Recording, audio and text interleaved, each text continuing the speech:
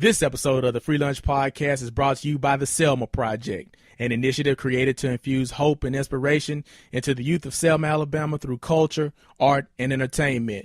It is a call on natives and friends of the Selma movement to use their gifts, talents, and resources to pave a road of success for future generations.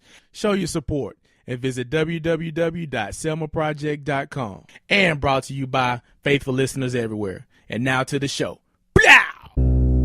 No, Cadillac got the West, man. Deuce got the Chris. So, man, what they gonna do now? Put the West and the Chris together, man.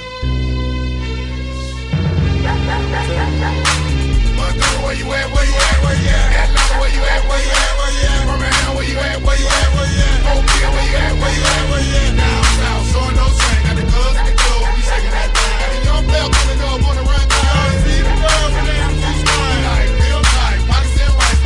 We can't cheat to the end of the night. Got the screw coming out, got to get the club high. You know how to die. Everybody wanna be down with the side. Everybody wanna be down with the side. Everybody wanna be down with the side.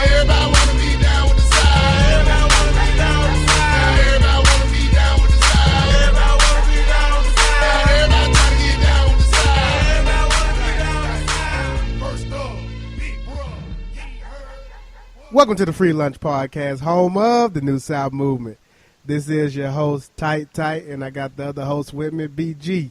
BG, what's happening? Nah. All you gotta do is just listen. Free Lunch Podcast, your boy BG. We back at it once again. Tight. How you feel? Man, I'm feeling wonderful, but I got a question for you, sir. Yes, sir. So we growing the podcast. We having some standing guests. We just had Columbia professor. We just had New York Times columnist. We also had author of Breaking the Lines 3-in-1, the trilogy, Samuel Friedman, on the podcast. And as we continue to grow, can I continue to say what's happening, and can you continue to get these MC openings?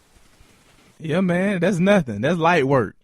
We can do that whenever you're ready. Yes, sir. All the time. So we shouldn't stray away from that?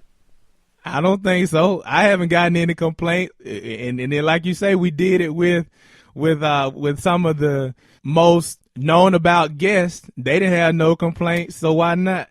Okay, I'm just asking. We gotta keep it real now. Of course, we gotta keep it real and authentic. That's the only way we know how to do it. So the Free Lunch Podcast has taken us to Ivy League campus, Columbia University. Interesting fact. You know what I just found out? Yes, sir. Dr. Oz is on the board at the medical school at Columbia University. Did you know that? And they trying to run him out, too. Yeah. For co-signing all that quack medicine. The miracle weight loss.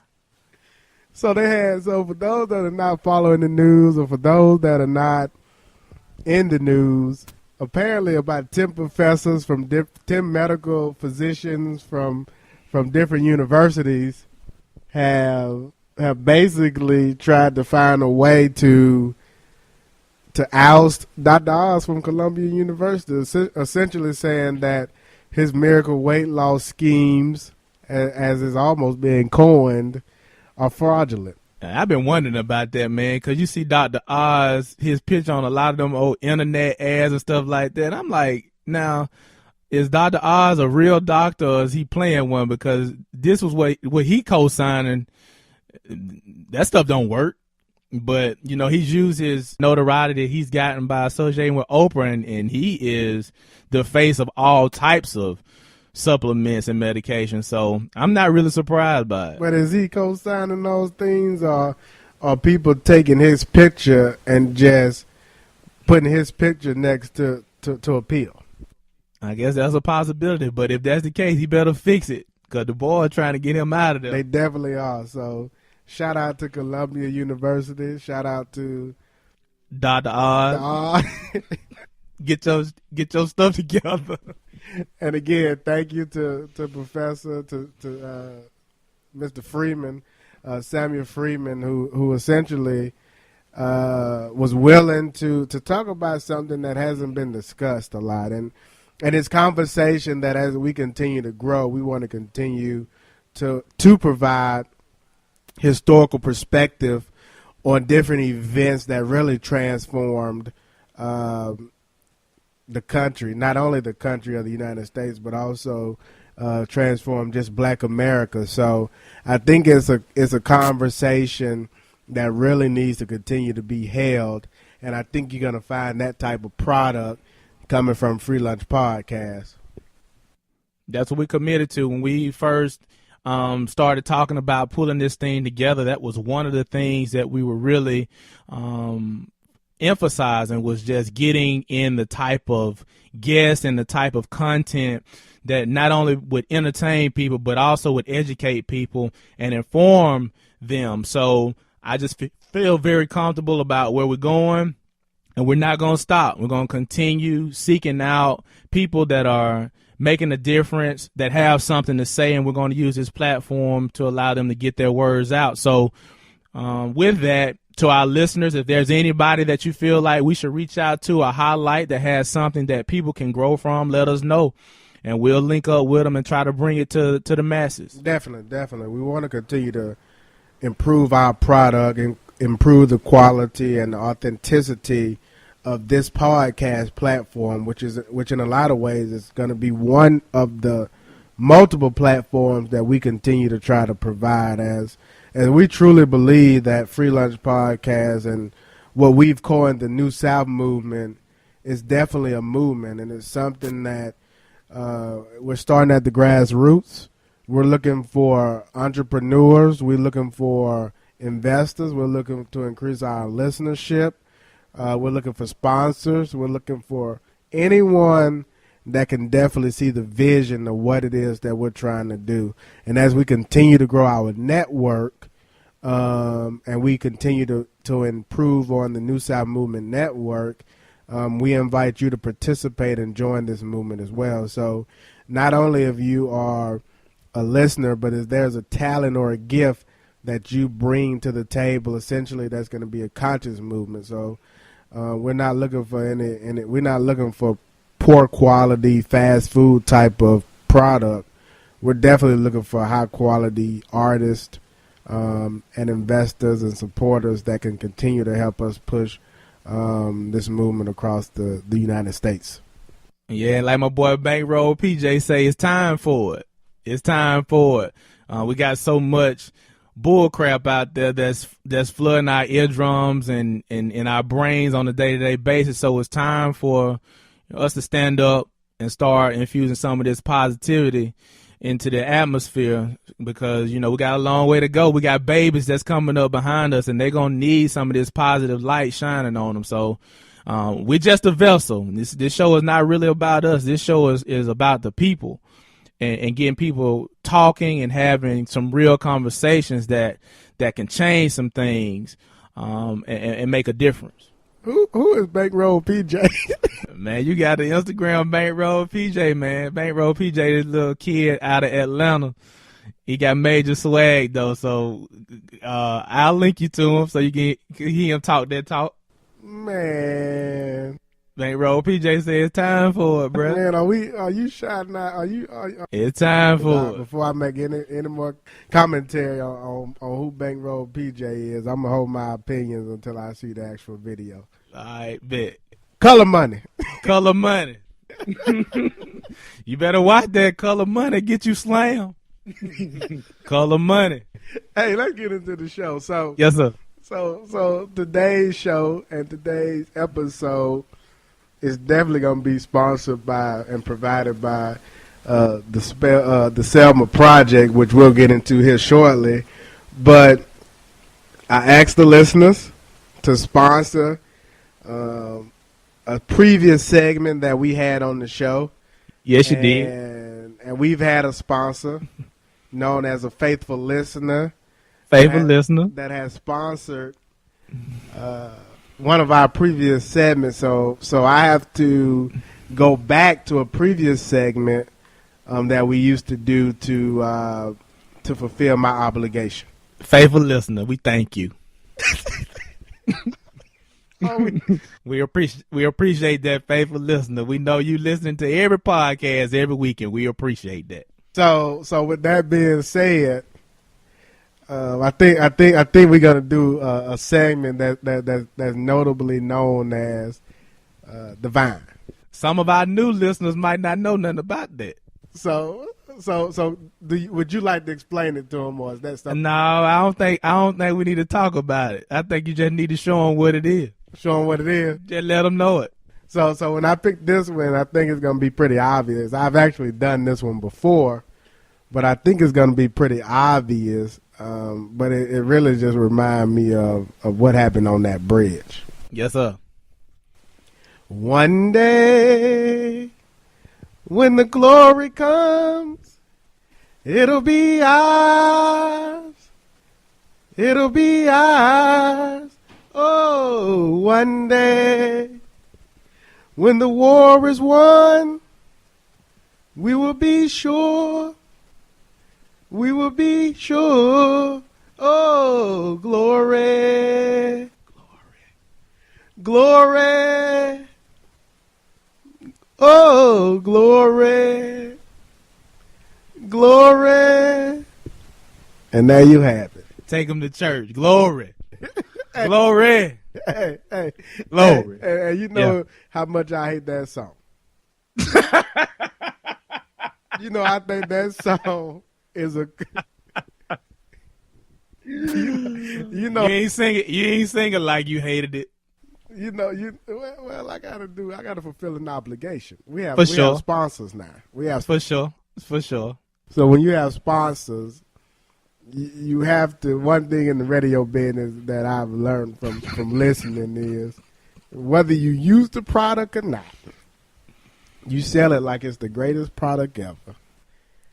And that's right. The lyrics of Glory, which I personally believe was a complimentary award given for the movie Selma, is really not up to par, personally. But again, I'm one of a few that probably stand by that. But anyway, I think for 2015, when we ended our year of 2014, we did a show that really, in my opinion, kind of defines where we're headed with this movement and where we're headed with New South movement. And for those of you that remember, if you haven't heard this particular podcast, it was entitled Power Circle. And essentially we took an article that was written by Jason Whitlock of ESPN.com and now ESPNTheUndefeated.com.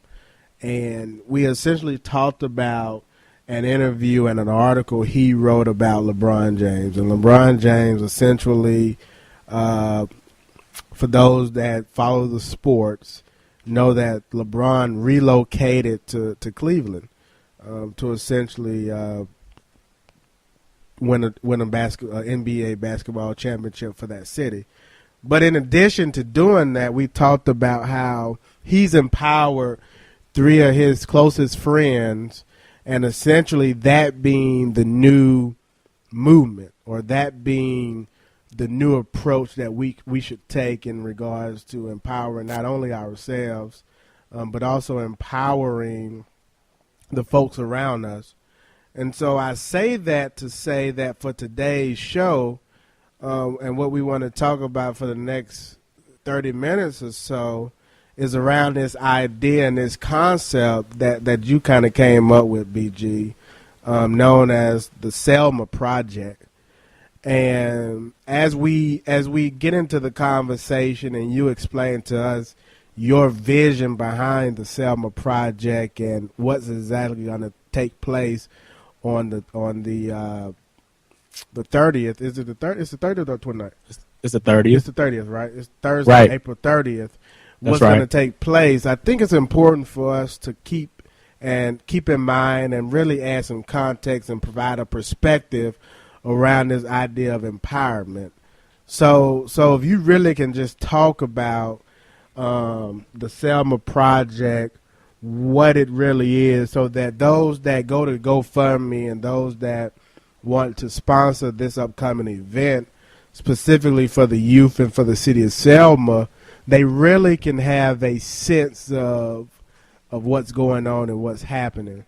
And I think that Selma, being that is in the Black Belt and being so much conversation around the historical perspective, I really don't think our listeners and I really don't think the nation understands where Selma is today and why this particular movement and this particular project that you really are spearheading, why it's so important. So, you know, I just said a lot there, but really wanted you to give some background, and then we can go into the whole state of Selma, and then that the Selma State of Mind kind of T-shirt, etc.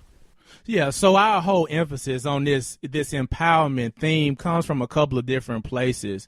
One is just looking at the current state of our community, the Black community, to be more specific. When you see all of the things in the news, multiple young people or people, period, being killed by police officers. When you look at our economic situation, how we're at the bottom in terms of income and salaries and job opportunities and stuff like that. And so there's a dire need in our community, and oftentimes you'll hear the rhetoric about us looking and reaching out for other people to understand our plight and to make provisions or to create a situation to where we can excel. And we see that nobody really answers our call. And so there's this push to empower ourselves, that our progress, our success and achievement is going to stem from the work that we put in and how we empower ourselves and put ourselves in a position to prosper. And then the second part of that is just naturally our progression, you and I personally, as we move into our 30s and we've seen certain things, we've had a certain degree of experiences. And we've also been blessed to have certain resources and a certain degree of access. We feel like it's our responsibility to not only empower ourselves and continue to grow in that matter, but also to use what we've gained to empower those in our peer group and those around us. And so when it came down to the whole Selma Project, you know, we're right on the back end of all of the events, the Selma movie being released, Oprah coming to town with Common and John Legend. And then we also had the 50th year commemoration of the Bloody Sunday that took place on the bridge. And you heard all of this hoopla in the news. You saw it on every news station, in every newspaper and periodical. You hear people or see people selling merchandise with Selma on it, but it was all of these outside entities doing it. And there was no focus on Selma present time. There was no emphasis on building this community for the next 50 to 100 years. And so with us being so close to Selma, so close to the history and the movement, we just felt like it was time to take a project right to the heart of the city. And the heart of any city really is the youth. And we just wanted to use our platform, to use our network to infuse some of that light that this city needs. Because the Selma that you see today is not much different than that Selma that was in 1965. And there are various reasons for that. And when they talk about Selma is now, yes, Selma is now, and Selma is reflective of most of our communities where we live. And so we just felt like if we could actually do something, enough with the talking, if we could actually just get started and get people involved and excited about using their talents and their gifts to give right directly to the youth of this city, then we would be doing the first portion of our part in empowering this place. So really, I was just kind of sitting down. We were brainstorming. It was just so many people talking about what needs to happen and how it needs to happen, but nobody was doing anything. And so what better place to start with people that you've gone to high school with, people who have as much of a vested interest in this place to do something for it. And we just wanted to create a means that they could do something no matter where they are. They could contribute to the building up of the city. Well, see, I think you said a lot, and I think you gave a really good synopsis of what we're doing. But even from my perspective, the reason why this to me is important, or the reason why this is something that Free Lunch Podcast should be attributed itself to, is because you look and a month and a half later, what's being done. It's one of those things that Selma was the hot topic, the hot button of a week or leading up to the actual event, and then a day or two after the event. But then it gets lost in the story, and I think that's what happens so many times, is that you have opportunities that come in, and like you said, that was merchandise that was created, that was being sold and I didn't hear any of it being contributed or given back to the city or to the youth. And so to me, it's like you have these opportunities, and in so many different ways, and we've called them culture vultures, because of you've come in and you steal the culture, or in this case, you come in and you take advantage of the city, and then you leave with very, very little contribution. So to me, this was an opportunity to empower not only the youth, but also say, hey, we haven't forgotten about you. And so that was kind of one of my takeaways as to why I think it's important to put on such an event like the Selma Project. Yeah, and it's a great model, and I'm glad you said that, because that emphasizes how this thing and the moves and initiatives to come after this are an all-inclusive movement, because at the end of the day, we're all attached to these things in some form or fashion. Like, you're attached to Selma because, of course, by having, associations with me and other people that come from here, but you just look at the entire story and look at how a place like Selma has impacted your life and your family members' lives, and you feel like it's not right for that to be just taken advantage of and be used to make profit, but it's a deeper meaning. There is more substance to the story, and you feel like there's something that you can do to contribute to make sure that the place is just not left out in the wind. So that's one angle that I look at this entire thing, is that this is an opportunity for us to, and especially being from the South, to contribute and say, okay, we've had these folks come in. And that's really, in a lot of ways, what we're starting to see, is that this greed idea of opportunities, seeing an opportunity, flocking to that opportunity to stay relevant or to make a few dollars and then move on to the next opportunity. So that's one thing that Free Lunch Podcast doesn't want to do, and that's one thing that we kind of want to stand by and say, hey, we're about empowering. We're about going to places and leaving a lasting footprint in that city or in that brand or what have you. So that was one angle I took. The second angle I take from this idea of the Selma Project, and really we've talked about it on previous podcasts, and there was an article written by, during leading up to the actual 50th March. There was one article that was written in which you actually reached out to the author, that really told the state of Selma, the current state of Selma, with me being tied to you and your family and other friends that I know that are from that city, and then even listening to some of the local radio station down there, I get a sense of really what's happening in Selma. And I think that there's a false interpretation, or there's a false sense that Selma has overcome, quote unquote, overcome the challenges that was faced 50 years ago.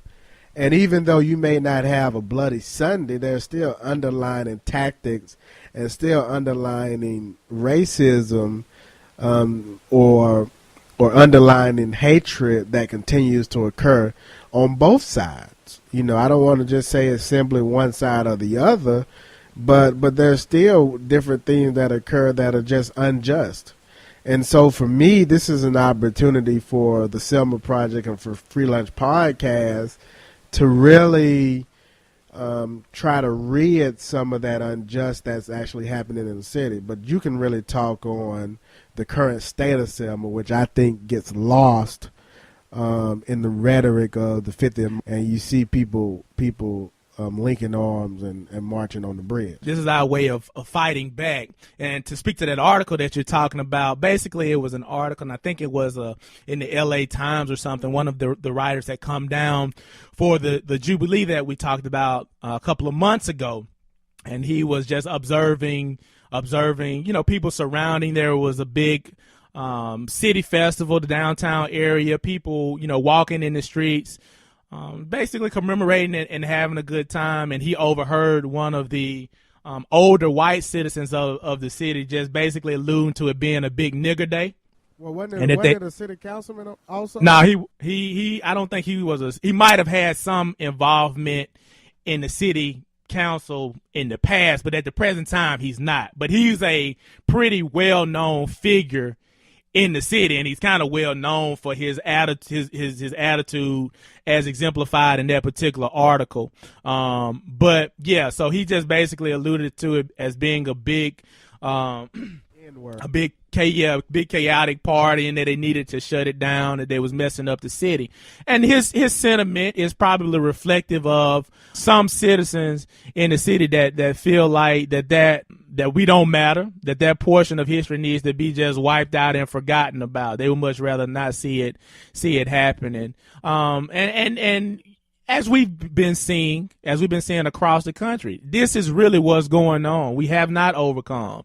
We have a long way to go, and it's our responsibility to keep pressing forward and keep the heat on, and not spend so much time in the debates, in the forums, doing a whole lot of talking and what needs to happen and speaking from that perspective. But it's time for us to get active, and it's really time for us that are like in that 80s baby group to really get active, because when we get our messages, whether it be in the media, whether it be in the music, or even in journals and newspapers, you've either got the very old people, the 60-plus crowds speaking, or you've got the 25 and under speaking, and the people that really are moving into that position of influence are silent. Nobody is really emphasizing or highlighting our opinions and our plans and our movement, and it could be because we're not doing anything. So this just points to us using this as a first step, and maybe as even a model for other people to get active and to get movement and to get people going further into this mode of what can I do to not only make my situation better, but what can I do to give back and make the situation of people in the place where I come from that may be struggling, what can I do to help them out and lift them up? You think of a city like Selma, and you think of and you look at all the rhetoric and all of the media attention that it received about a month and a half ago, right around the first week of March. And you would think that city had progressed to a city that you really would want to exemplify as being the model city in the United States. And as that article kind of pointed out, and with even your experience and your history of living in the city, I think that we haven't gotten there yet.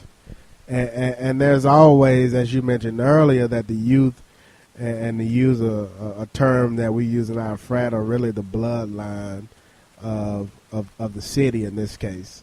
And so I think that having the Selma Project, which, again, is going to be one arm of what we're going to be branding with Free Lunch, the podcast, and Free Lunch essentially is figuring out different forms and different ways to continue to press this movement.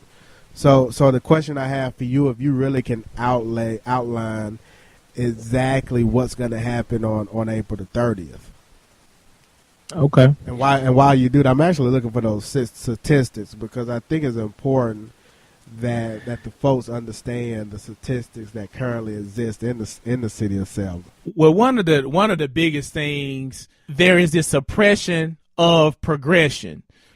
There is this cap on people being able to change and move forward. And Selma is exemplary of that, because there's been a ceiling placed on the youth in this city. The educational system is failing them. Kids are not being exposed to the things that they need to be exposed in 2015 to be productive. There's a lack of inspiration. A lot of these kids are not even exposed to people who have certain levels of expertise, certain jobs. They never see that. They all they can basically see is just their neighborhood. And that's in the plan. The plan is to keep the people blinded so that they'll just stay in their same old pattern and routine, and they won't buck the system. And we actually need to buck the system. So what we're going to do with the Selma Project is we're going to bring the stuff to the city. We're going to bring cultural events to the city, plays, spoken word, forums, entertainment. We're going to bring in some educational opportunities, not only for the youth, but even for adults. We're going to have economic empowerment summits and things like that, to where we bring people in that have a strong knowledge base in these certain areas to come in and talk to the people. And we're just going to be the broker of this stuff. We're just going to be the ones that organize it, bring it together, and present it to the people. So our first offering is going to be a play. It's going to be a play entitled Mandela. And so it's a combination of spoken word, music, and film to highlight Nelson Mandela's impact on South Africa and his work and his dedication to empowering his people and fighting apartheid in that part of the world. This is a play that I was able to see in Birmingham. It was put on by the Red Mountain Theater Company out of Birmingham. It was a great presentation and a great production. But it's really a story that, as we know, is very reflective of what African Americans are dealing with today. And it's one of those things that we don't get a lot of in a place like Selma. We don't get those type of cultural events. But the people need that. Some of the people are actually hungry for that type of stuff, and just nobody is in position to bring it. And so we're going to bring it. And so that's going to be on April the 30th, Thursday. So it's going to be a play, or is it going to be a movie? It's a play. It's a play. It's a live presentation. And it's going to be, how much does it cost the young people? It's free. It's free to everybody, free to the public. We want the people to come in and see it. We just want the people to partake and participate. So it's free to the public. All you got to do is just show up, and the show will go on. And April 30th at 6 o'clock at the Wallace Community College Theater, the Earl Goodwin Theater here in Selma, Alabama. So free of charge. Free of charge. All the people got to do is come out, whether you're a youth or whether you're an adult or whether you're a senior citizen. As your mom like to say, the senior citizens. Yeah.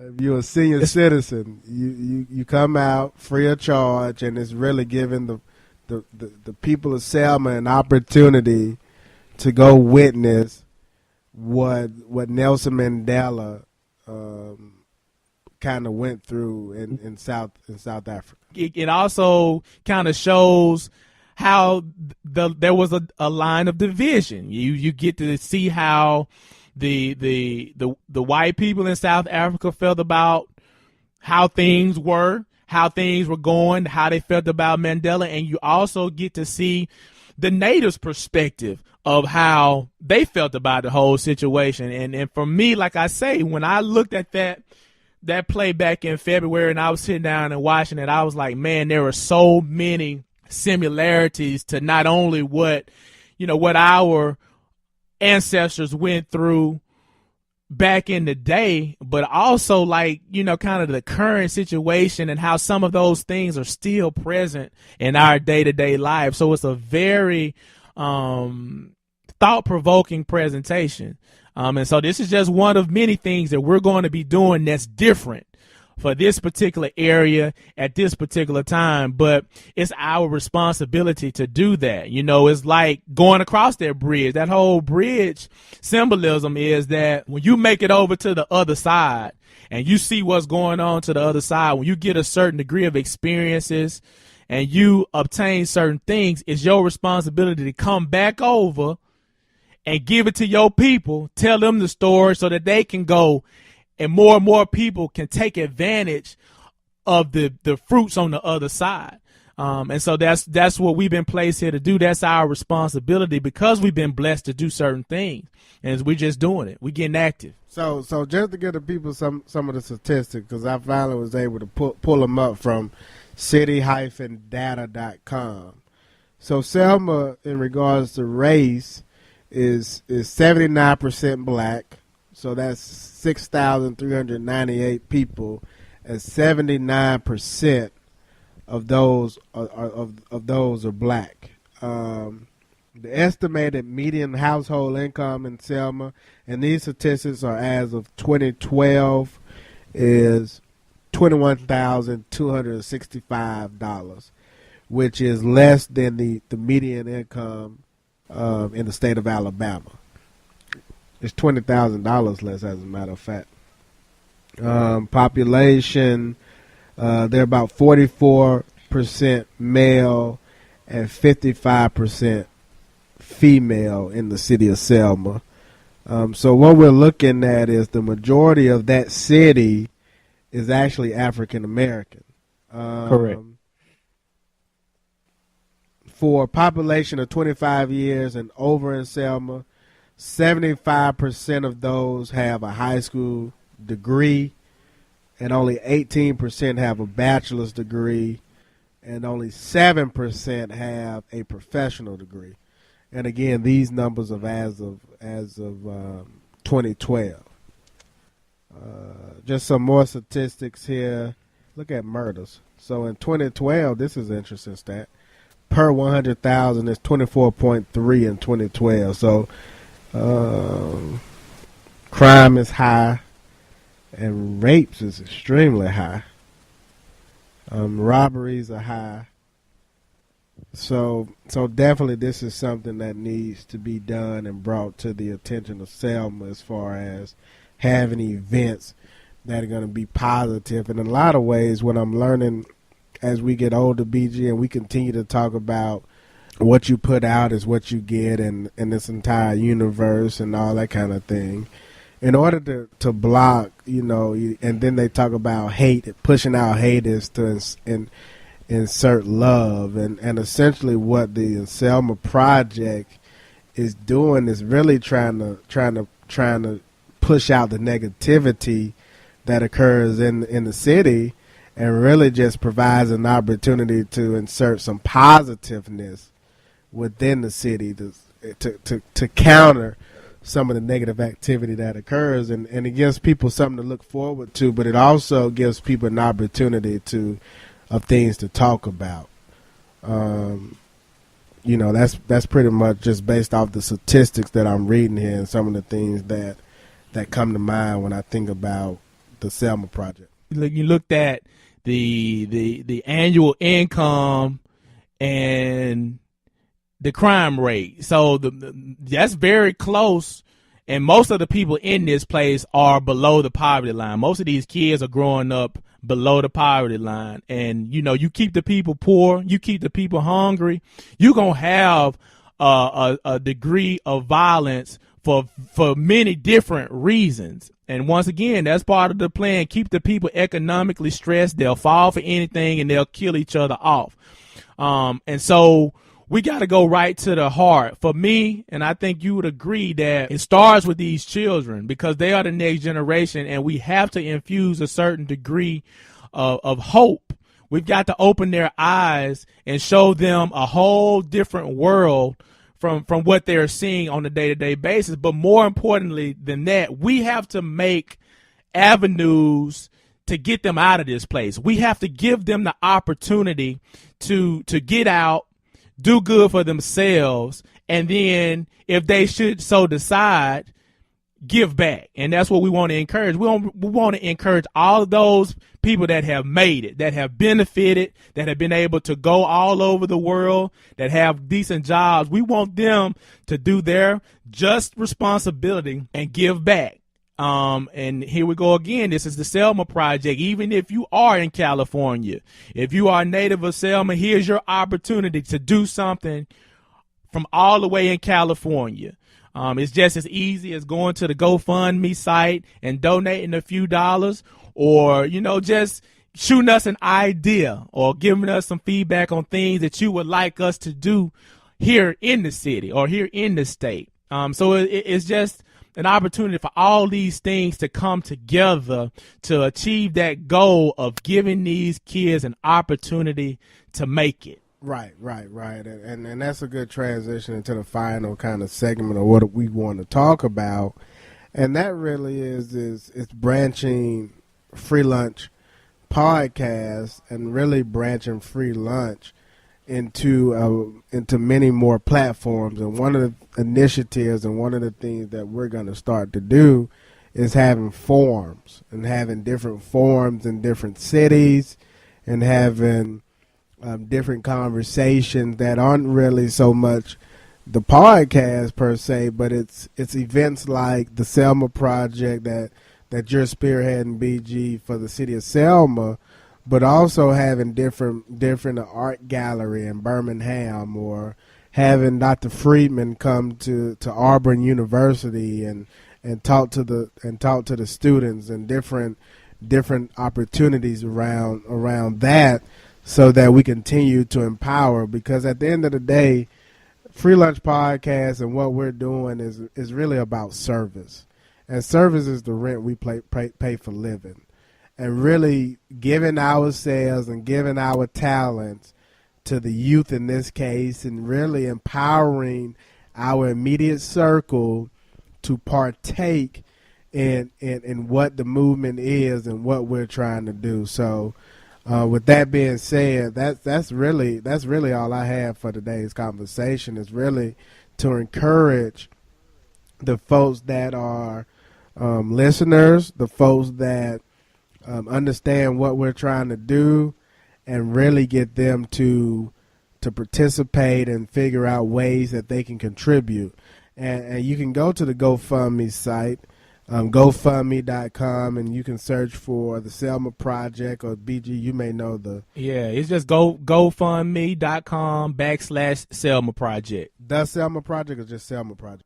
No, just Selma Project. GoFundMe.com, GoFundMe.com/Selma Project. Mm-hmm. So we'll release this podcast in enough time for those that haven't contributed, or those that are interested in contributing to this particular event.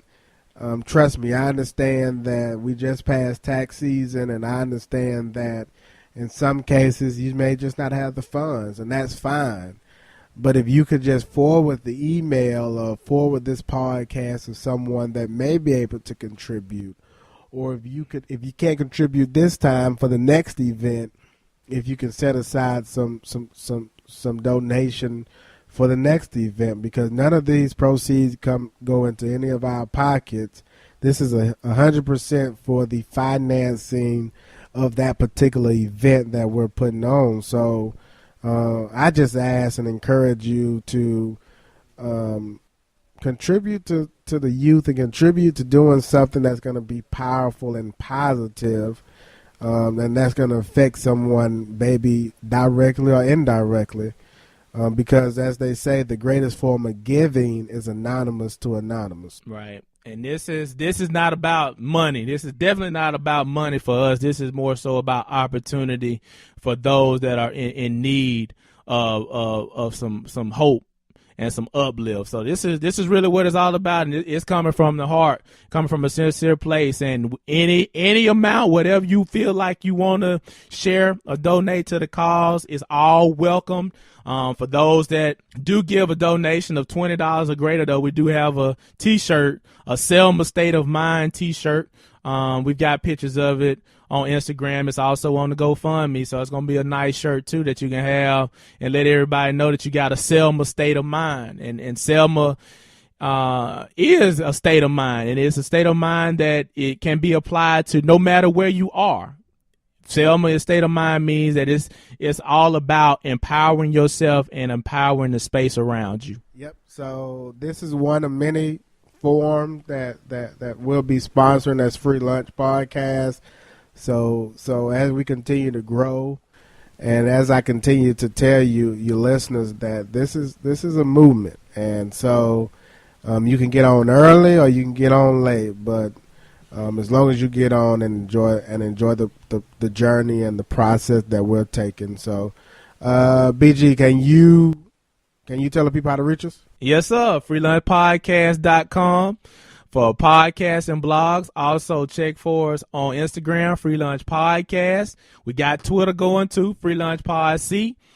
As far as the donation, go support that Selma Project, www.gofundme.com/Selma Project. Anything you're willing to give to the cause, we welcome it. Yep. And I understand this was a different podcast than usual, but we'll be back to our regularly scheduled programming next week. So with that being said, one day when the glory comes, it'll be ours.